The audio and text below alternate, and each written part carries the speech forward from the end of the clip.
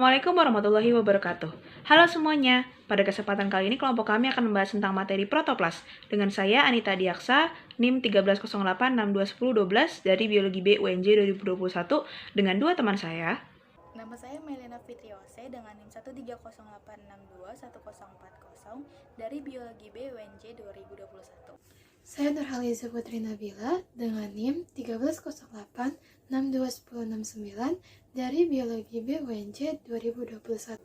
Protoplas merupakan bagian sel yang terdapat di dalam dinding sel. Di dalam sel ini juga terdapat materi hidup yang disebut sebagai protoplasma. Protoplasma adalah bahan yang mengisi seluruh bagian dalam sel. Protoplasma ini terletak di dalam dan mengelilingi membran plasma. Protoplasma terbagi menjadi dua kelompok, yaitu protoplasmik yang merupakan bagian sel yang hidup dan terdiri dari sitoplasma, nukleus, plastida, dan mitokondria.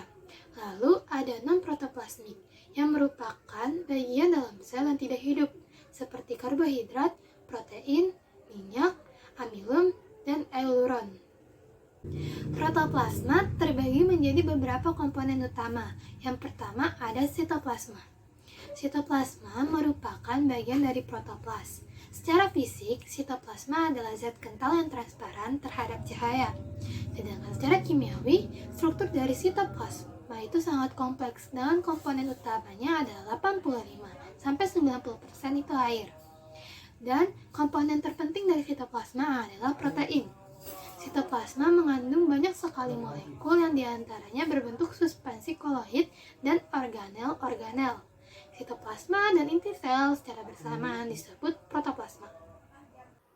Bagian sitoplasma yang pertama adalah badan Golgi. Badan Golgi ini sering disebut juga sebagai aparatus Golgi atau diktiosom. Badan Golgi ini disusun dari sisterna yang berbentuk mangkok dan dikelilingi oleh vesikel. Sisterna sendiri adalah tumpukan kantong pipih membentuk rongga yang terbentuk dari membran. Di dalam sisternya ini terdapat protein-protein yang sebelumnya sudah diolah dan ketika masuk ke dalam badan Golgi tadi akan diolah lagi sebelum akhirnya didistribusikan. Badan Golgi berfungsi sebagai tempat pembentukan membran plasma, berfungsi dalam pengangkutan enzim, dan membantu proses pembentukan dinding sel pada tumbuhan. Biasanya terletak di antara retikulum endoplasma dan membran plasma. Bagian sitoplasma yang kedua adalah sferosom. Sferosom ini merupakan tubuh lipid yang dikelilingi membran. Bentuknya itu bulat, diameternya sekitar 0,5 sampai 1 mikrometer. Sferosom ini cuma terdapat pada sel tumbuhan, dan di sel hewan nggak ada. Berfungsi sebagai sintesis lemak dan penyimpanan lemak. Selain itu, sferosom juga berfungsi sebagai intermedia atau penghubung pada sintesis lilin, kutin, dan berbagai senyawa penghasil putih dan suberin sebagai penyusun dinding sel tumbuhan. Bagian sitoplasma selanjutnya adalah badan mikro atau mikrobodi. Dia merupakan organel bulat yang diselimuti oleh lapis membran. Bagian dalamnya itu berbutir-butir dan kadang mengandung kristal protein. Nah, badan mikro ini tersusun dari peroksisom dan glioksisom, serta berperan dalam proses kimia pada sel tumbuhan. Badan mikro ini tersusun atas membran tunggal.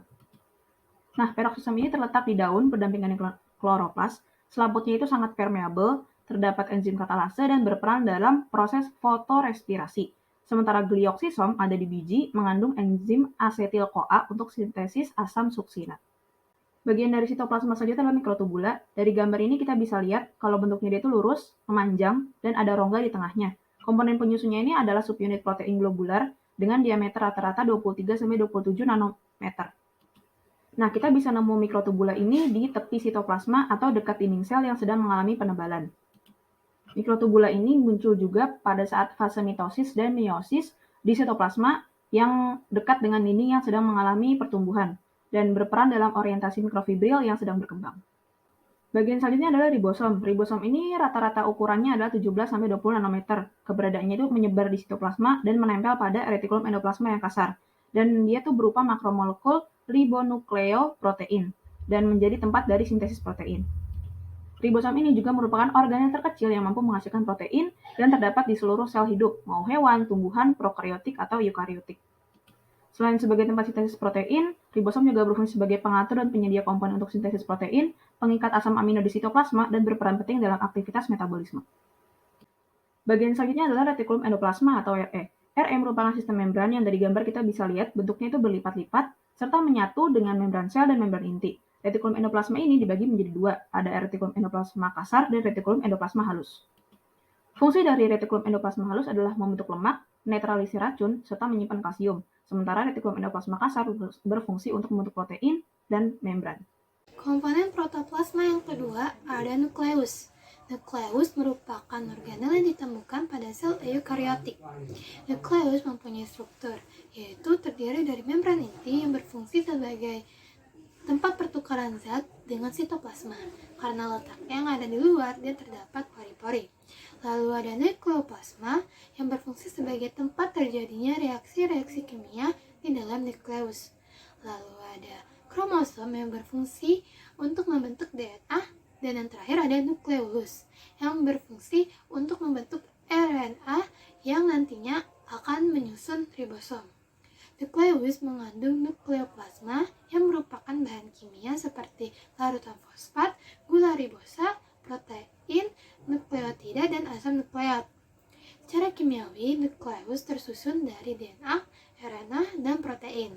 Nukleus ini merupakan bagian terpenting karena berfungsi untuk mengendalikan seluruh aktivitas sel.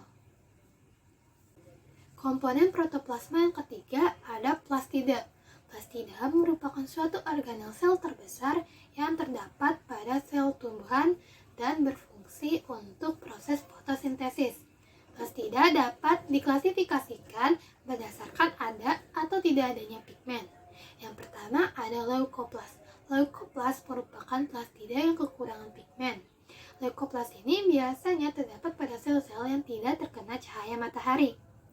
Leukoplas ini dapat dijadikan sebagai pusat sintesis dan tempat penyimpanan cadangan makanan seperti pati.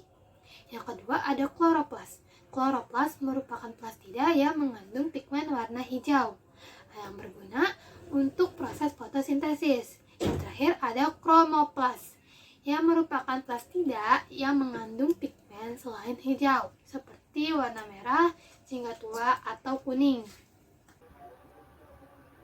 Selanjutnya ada mitokondria. Mitokondria merupakan organel membran ganda pada sel tumbuhan yang memiliki ukuran dengan diameter 1-2 mikrometer.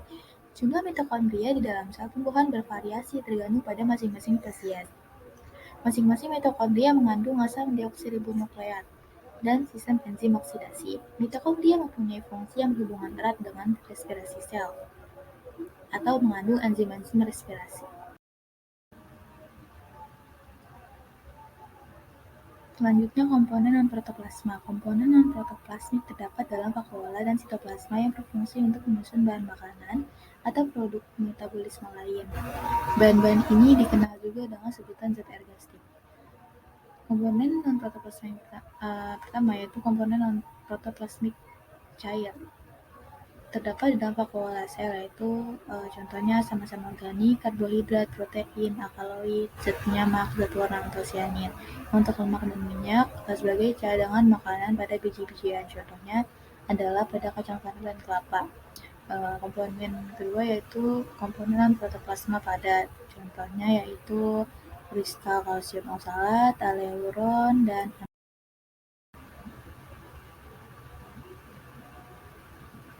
komponen non-protoplasma cair.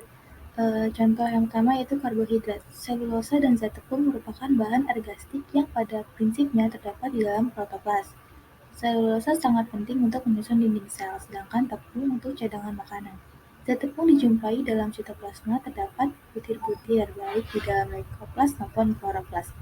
Kemudian yang kedua ada protein. Protein merupakan bahan utama yang menyusun protoplasma yang hidup. Protein diketahui sebagai bahan cadangan dalam bentuk amorf atau kristal. Non-protoplasma cair berikutnya itu asam-asam organik. Asam-asam organik dalam vakuola menyebabkan pH cairan sel rendah, misalnya pada buah-buahan yang masih mentah berasa asam. Kemudian ada alkaloid. Alkaloid adalah senyawa basa organik yang mengandung nitrogen. Manfaat dari alkaloid ini diantaranya dapat dipergunakan sebagai bahan obat-obatan. Contohnya yaitu pada tanaman tembakau terdapat nikotin, pada pepaver terdapat morfin, pada kopi terdapat kafein, dan pada teh terdapat tein. Kemudian komponen selanjutnya itu tanin atau zat penyamak. Tanin yaitu sejenis zat cair yang merupakan campuran dari beberapa macam zat. Zat tersebut misalnya asam galus dan glukosid. Fungsi tanin yang utama ialah mencegah terjadinya pembusukan pada jaringan. Kemudian komponen selanjutnya itu antosianin. Antosianin adalah suatu glukosida yang dapat memberikan warna dan larut dalam air sel dari vakuola. Pengaruhnya dapat memberikan bermacam-macam warna seperti warna merah pada bunga kanal, warna biru pada bunga telang, dan warna ungu pada daun koleus. Selanjutnya ada minyak dan asam lemak. Minyak dan asam lemak dalam tumbuh-tumbuhan merupakan senyawa antargliserin dengan asam-asam organik yang selanjutnya dikenal dengan suatu ester. Komponen protoplasma padat yaitu kristal kalsium oksalat. Kristal kalsium oksalat merupakan endapan dari garam oksalat yang jika terakumulasi terlalu banyak akan bersifat racun pada tumbuhan. Bentuknya berupa kristal tunggal pada daun biru, kristal pasir pada tangkai daun bayam dan tembakau, kristal rafida pada daun bunga pukul 4, dan kristal laset pada batang merah. Kemudian selanjutnya ada aleuron. Aleuron merupakan cadangan makanan yang tersusun atas protein. Aleuron pada sel tumbuhan disimpan dalam vakuola sel. Komponen selanjutnya yaitu amilum. Amilum merupakan cadangan makanan pada sel tumbuhan yang umumnya disimpan dalam umbul, biji, buah rizoma, dan batang. Amilum pada sel tumbuhan umumnya dibedakan berdasarkan letak hilus atau hilum dan jumlah hilus yang ada pada amilum. Sekian presentasi dari kelompok kami, kurang lebihnya mohon dimaafkan. Wassalamualaikum warahmatullahi wabarakatuh.